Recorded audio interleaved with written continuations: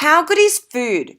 It's so good that the average human thinks about food for up to 40 minutes a day. Think about that for a second. In the same amount of time, you could be nearly finished your F45 workout, be 40 minutes into your latest Netflix binge, or even sit down and have an actual meal. Clearly, us humans think about food a lot, but have you ever stopped and wondered about how other organisms think about food? Something I find so intriguing is that humans, while being one of the most complex organisms on Earth, cannot produce their own food. Crazy, right?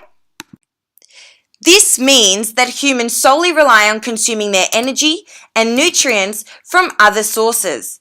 But not all organisms gain nutrients and energy this way. Food chains help us understand how nutrients are passed on from one organism to another. But before we look at food chains, let's look at how different organisms obtain their food or energy. The first category is producers, also known as autotrophs. This word can be broken down into two smaller words. Auto, in the biological term, means self, and the word troph, originating from the Greek word trophos, meaning one who nourishes. Hence, we understand that autotrophs are organisms that are self-nourishing. Unlike humans or other animals, these organisms can make their own food. They are able to do so by either photosynthesis or chemosynthesis. This video will focus on photosynthesizing autotrophs. Photosynthesis is the process by which autotrophs, such as plants, use energy such as sunlight to make organic compounds, aka sugars, out of carbon dioxide. The second classification of organisms are consumers, also known as heterotrophs. The prefix hetero means other or different.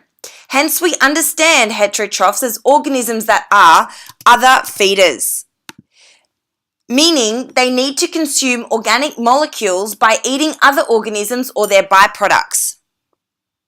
Now that we know the difference between autotrophic and heterotrophic organisms, let's take a closer look at their unique roles within a food chain.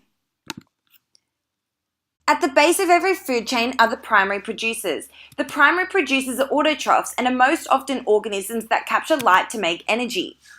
At the next level of the food chain is where you'll find primary consumers. Remember, consumers rely on eating other organisms to get nutrients and energy. They usually eat plants and so are called herbivores. The next level is where you'll find secondary consumers. They may eat meat or plants and so are known as omnivores. Finally, at the top of the food chain is where you'll find tertiary consumers. These consumers are meat eaters and so are known as carnivores. As you can see, the food chain lets us look at how energy and nutrients move through an ecological community. Well, that's all we have time for today on Science Talk, but next week we will continue our discussion on how different organisms can be classified according to their position in a food chain. See you next week!